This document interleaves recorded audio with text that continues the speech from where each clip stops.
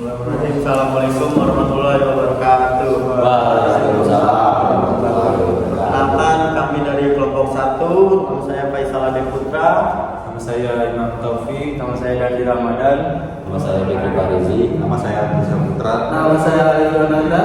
Di video ini kami akan membahas tentang penanganan keamanan data center. Dalam era digital yang terus berkembang ini, data center memainkan peran vital sebagai pusat penyimpanan dan pengolahan data bisnis yang sangat berharga. Namun, dengan nilai data yang semakin meningkat, ancaman terhadap keamanan data center juga semakin kompleks dan berbahaya. Bayangkan jika ada perusahaan Anda yang mengikuti informasi pelanggan, data transaksi, dan rahasia dagang berada dalam risiko karena kekurangan langkah-langkah keamanan yang memadai. Kekurangan akibat pelanggan keamanan data center bisa sangat besar, mulai dari hilangnya reputasi hingga kerugian finansial yang signifikan. Selanjutnya akan dibacakan rekan saya, Dandi Ramadan. Selanjutnya ada jenis ancaman keamanan data center. Data center menghadapi berbagai jenis ancaman baik fisik maupun cyber. Ancaman fisik termasuk bencana alam seperti gempa bumi dan banjir, serta ancaman pencurian. Misalnya pada tahun 2021 data pribadi milik 279 juta peserta BPJS Kesehatan diduga bocor dan diperjualbelikan di forum internet gelap atau dark web. Data tersebut meliputi nama lengkap, alamat, nomor telepon, dan riwayat kesehatan peserta. Sementara itu, ancaman cyber seperti malware dan serangan DDoS dapat merusak atau mencuri data penting. Pada tahun 2022, peretas Bjorka mengklaim telah membobol data 105 juta pemilih dari situs web Komisi Pemilihan Umum atau KPU yang meliputi nama lengkap, nomor induk, kependudukan, dan alamat pemilih. Selanjutnya akan dibacakan oleh Imam. Ya, ada tindakan keamanan fisik untuk melindungi data center dari ancaman fisik. Kita perlu menetapkan beberapa langkah berikut. Yang pertama, akses kontrol. Sistem kartu identitas digunakan kartu ID dengan teknologi RFID untuk mengontrol akses ke dalam data center. Kartu ini hanya dapat digunakan oleh personal yang telah diberi otoritas. Kemudian autentikasi biometrik. Implementasi sistem autentikasi biometrik ini seperti sidik jari, pengenalan wajah, atau retina untuk memastikan hanya personel yang berwenang yang dapat mengakses area terbatas. Kemudian log akses. Catat semua akses masuk dan keluar dari data center dalam sistem log untuk audit dan monitoring. Yang kedua, pengawasan dan monitoring. Kamera keamanan. Pasang kamera CCTV di area strategis untuk memantau aktivitas di sekitar dan di dalam data center.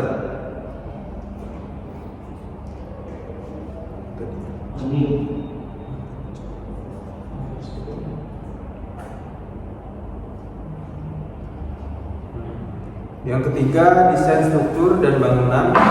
Bangunan tahan bencana. Pastikan data center dibangun dengan standar yang tahan terhadap beberapa alam seperti gempa bumi, banjir, dan kebakaran. Dinding dan pintu tahan ledakan.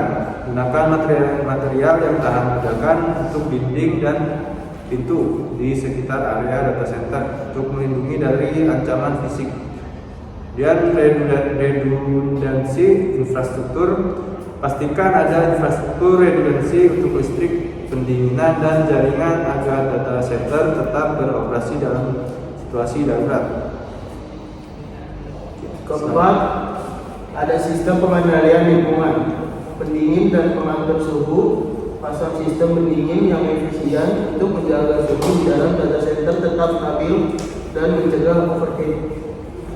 Kedua, ada detektor kebakaran dan asap. Gunakan detektor kebakaran dan asap yang terhubung dengan sistem pemadam api otomatis untuk merespon kebakaran dengan cepat. Ketiga, ada sensor kelembapan. Pasang sensor untuk memantau tingkat kelembapan di dalam data center dan mencegah kerusakan perangkat akibat kelembapan yang berlebihan. Yang kelima, ada pemeliharaan dan audit. Pemeliharaan di audit itu pertama ada pemeliharaan rutin, lakukan pemeliharaan rutin terhadap semua sistem keamanan fungsi termasuk kamera CCTV, sistem akses kontrol, dan sistem pendingin. Yang kedua ada audit keamanan fisik, lakukan audit keamanan fisik secara berkala untuk memastikan semua langkah keamanan berfungsi dengan baik dan sesuai dengan standar industri. Yang ketiga ada pelatihan personel. Berikan pelatihan rutin kepada semua personel yang bekerja di data center mengenai protokol keamanan fisik dan bagaimana merespon situasi darurat. Ini juga ada tindakan keamanan jaringan. Keamanan jaringan adalah fungsi untuk melindungi data yang ditransmisikan. Beberapa langkah yang bisa kita lakukan adalah pertama ada firewall. Definisi firewall adalah perangkat keamanan jaringan yang mengawasi dan mengontrol lalu lintas jaringan berdasarkan aturan keamanan yang telah ditentukan. Jenis firewall ada beberapa jenis firewall termasuk firewall perangkat keras, firewall perangkat lunak, dan firewall berbasis cloud. Konfigurasi firewall harus mencakup dengan aturan yang ketat untuk memblokir lalu lintas yang mencurigakan dan hanya mengizinkan lalu lintas yang sah. Yang kedua ada sistem deteksi dan pencegahan intrusi atau IDS atau IPS. Definisi IDS adalah sistem yang mengatur jaringan untuk aktivitas mencurigakan dan menghasilkan peringatan saat deteksi potensi ancaman. IPS tidak hanya mendeteksi tetapi juga mencegah serangan dengan mengambil tindakan otomatis. Kedua, fungsi IDS atau IPS membantu mendeteksi dan mencegah serangan cyber seperti serangan DDoS, malware, dan aktivitas mencurigakan lainnya. Implementasi IDS harus ditempatkan di lokasi strategis dalam jaringan untuk memonitor lalu lintas internal dan eksternal secara efektif. Kemudian yang ketiga, enkripsi data. Definisinya, enkripsi adalah proses mengubah data menjadi bentuk kode yang hanya dapat dibaca oleh pihak yang memiliki kunci deskripsi. Kemudian jenis enkripsinya ada dua jenis utama. Enkripsi yaitu enkripsi simetris atau menggunakan kunci yang sama untuk enkripsi data dan deskripsi, dan enkripsi asimetris menggunakan kunci publik untuk enkripsi dan kunci privat untuk deskripsi. Kemudian implementasi. Enkripsi harus diterapkan pada data yang sedang dikirim melalui jaringan serta data yang disimpan di dalam data center untuk melindungi dari akses tidak sah. Yang keempat, virtual private network atau VPN. Definisinya, VPN adalah teknologi yang memungkinkan menggunakan pengguna untuk membuat koneksi aman ke jaringan lain melalui internet. Fungsi VPN mengisi koneksi antara perangkat pengguna dan data center, memastikan bahwa data yang ditransmisikan tetap aman dari penyadapan. Implementasi, gunakan protokol VPN yang kuat seperti OpenVPN atau IPsec, dan pastikan semua pengguna remote menggunakan VPN saat mengakses data center. Yang kelima, segmentasi jaringan. Definisinya, segmentasi jaringan adalah praktik membagi jaringan menjadi segmen-segmen kecil yang terisolasi untuk meningkatkan keamanan kinerja. Kemudian fungsinya, segmentasi jaringan membatasi gerakan lateral dari penyerangan di dalam jaringan sehingga jika satu segmen dikompolosikan tidak akan mempengaruhi segmen lainnya. Implementasinya, gunakan VLAN atau virtual local area network dan aturan segmentasi yang ketat untuk mengisolasi bagian-bagian penting dari jaringan. Kemudian keamanan yang keenam, keamanan endpoint. Definisi, keamanan endpoint melibatkan perlindungan perangkat individu yang terhubung ke jaringan seperti komputer, server, dan perangkat mobile. Fungsinya, perangkat endpoint dapat menjadi titik masuk bagi ancaman sehingga perlu dilindungi dengan antivirus, anti malware, dan perangkat lunak keamanan lainnya. Implementasi, pastikan semua endpoint memiliki perangkat lunak keamanan yang terbaru dan tambahkan kebijakan akses berbasis identitas atau RIA. untuk mengontrol siapa yang dapat mengakses data center. Yang ketujuh ada keamanan perimeter jaringan. Definisinya, keamanan perimeter melibatkan perlindungan batas luar jaringan untuk mencegah akses tidak sah dari luar. Yang kedua ada fungsi. Keamanan perimeter dapat melibatkan penggunaan firewall, IDS atau IPS, sistem manajemen ancaman terpadu, dan gateway keamanan web. Yang ketiga ada implementasi. Pastikan perimeter jaringan dilindungi dengan perangkat keamanan yang kuat dan terus-menerus memonitor untuk aktivitas mencurigakan. Yang kedelapan ada keamanan aplikasi. Definisinya, keamanan aplikasi melibatkan perlindungan aplikasi yang digunakan di dalam data center dari rentanan dan serangan. Yang kedua ada fungsinya, meninjau dan mengamankan wadah aplikasi serta menerapkan patch keamanan secara rutin. Yang ketiga ada implementasinya, gunakan perangkat lunak keamanan aplikasi dan melakukan pengujian penetrasi secara berkala untuk menemukan dan memperbaiki kerentanan. Yang kesembilan ada pemantauan dan analisis jaringan. Definisinya, pemantauan jaringan melibatkan pengawasan terus-menerus terhadap aktivitas jaringan untuk mendeteksi dan merespon ancaman dengan cepat. Yang kedua, fungsinya menggunakan alat pemantauan seperti SIEM untuk mengumpulkan dan menganalisis log jaringan. Yang ketiga, implementasinya, lakukan pemantauan 2 dalam seminggu dan implementasikan aturan deteksi ancaman otomatis untuk merespon insiden dengan cepat. Selanjutnya ada tindakan keamanan prosedural. Kebijakan dan prosedur keamanan yang jelas sangat penting untuk memastikan semua orang tahu bagaimana melindungi data center. Beberapa langkah yang bisa diambil adalah: 1. Kebijakan dan prosedur keamanan. Kebijakan dan prosedur keamanan adalah dokumen yang mendefinisikan bagaimana data center harus diamankan dan langkah-langkah yang harus diambil oleh staf untuk memastikan keamanan.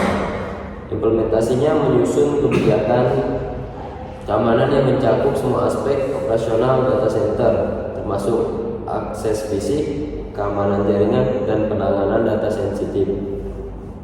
Yang ketiga ada komunikasi. Pastikan semua staf memahami kebijakan dan prosedur dengan memberikan pelatihan rutin dan memastikan dokumen tersebut mudah diakses oleh semua personel. Yang kedua ada perencanaan penanggulangan insiden. Yang definisinya, perencanaan penanggulangan insiden adalah proses merencanakan langkah-langkah yang harus diambil saat terjadi insiden keamanan untuk meminimalkan kerusakan dan memastikan pemulihan yang cepat. Yang kedua ada komponen. Rencana ini harus mencakup identifikasi insiden, tanggapan awal, eskalasi, mitigasi, pemulihan, dan pelaporan. Yang ketiga ada latihan simulasi. Lakukan latihan simulasi insiden secara berkala untuk memastikan semua staf tahu peran mereka dan respon yang tepat saat terjadi insiden. Selanjutnya, nomor 3, audit keamanan berkala. Definisinya, audit keamanan adalah proses pemeriksaan dan evaluasi langkah-langkah keamanan yang telah diterapkan untuk memastikan bahwa mereka berfungsi dengan baik dan memenuhi standar industri. Frekuensinya, audit harus dilakukan secara berkala. Laporan auditnya, hasil audit harus didokumentasikan dalam laporan yang mencakup temuan. Lalu keempat, pelatihan dan kesadaran keamanan. Pelatihan rutin. Berikan pelatihan keamanan secara rutin kepada semua personel. Lalu kesadaran keamanan, kampanye kesadaran keamanan dapat dilakukan melalui seminar, workshop, poster, dan email. Simulasi phishing, lakukan simulasi phishing untuk menguji dan meningkatkan kesadaran staf tentang ancaman keamanan cyber. Untuk nomor 5, manajemen akses dan hak istimewa. Prinsip privilege minimal, terapkan prinsip ICAS privilege. Lalu review hak akses, lakukan review berkala terhadap hak akses untuk memastikan bahwa tidak ada akses yang tidak diperlukan atau berlebihan. Sistem identitas dan akses, implementasi sistem untuk mengelola hak akses pengguna dan memastikan bahwa akses yang diberikan sesuai dengan peran dan tanggung jawab mereka.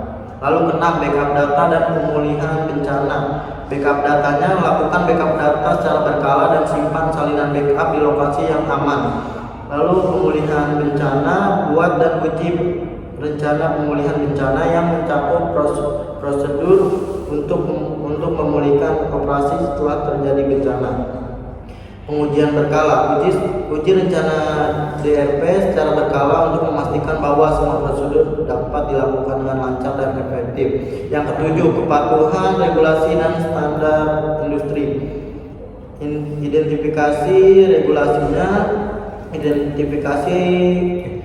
regulasi dan standar industri yang relevan dengan operasi data center seperti GDPR, IPAK, dan PCI DSS. Evaluasi kepatuhannya, lakukan evaluasi kepatuhan secara berkala untuk memastikan bahwa semua prosedur ini dan langkah-langkah keamanan sesuai dengan regulasi yang standar yang berlaku. Dokumentasinya, semua langkah-langkah kepatuhan dan audit sebagai bukti bahwa data center mematuhi regulasi yang berlaku. Selanjutnya, strategi perlindungan data. Kebijakan dan prosedur keamanan yang jelas sangat penting untuk memastikan semua orang tahu bagaimana melindungi data center. Beberapa langkah yang bisa diambil. Yang pertama, backup data. Definisinya, backup data adalah proses membuat salinan cadangan dari data yang ada untuk digunakan dalam situasi darurat seperti kehilangan atau kerusakan sistem. Frekuensi backupnya, lakukan backup data secara berkala, baik harian, mingguan, atau bulanan. Lokasi backupnya, simpan salinan backup di lokasi yang aman dan terpisah dari data center utama. Tipe backupnya, gunakan berbagai tipe backup seperti full backup, instrumental backup, dan differential backup. 2. Pemulihan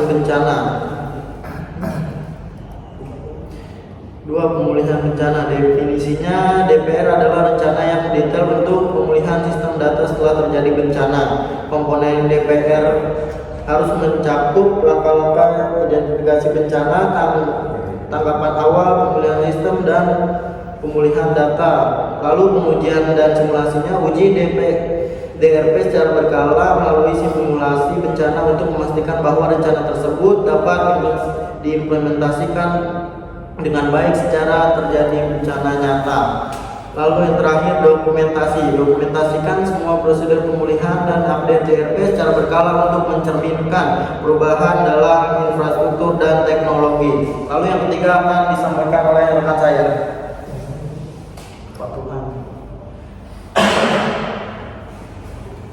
Selanjutnya nomor 3, kepatuhan terhadap regulasi. Yang pertama, identifikasi regulasi. Yang kedua, evaluasi kepatuhan. Yang ketiga, pelaporan dan dokumentasi. Selanjutnya ada inskripsi data, yaitu ada definisi, tipe enkripsi, implementasi, dan manajemen kunci enkripsi. Selanjutnya ada manajemen akses dan hak istimewa. Pertama ada prinsip privilege minimal, kontrol akses berbasis peran RDIC. Selanjutnya ada autentikasi multifaktor. Nomor 6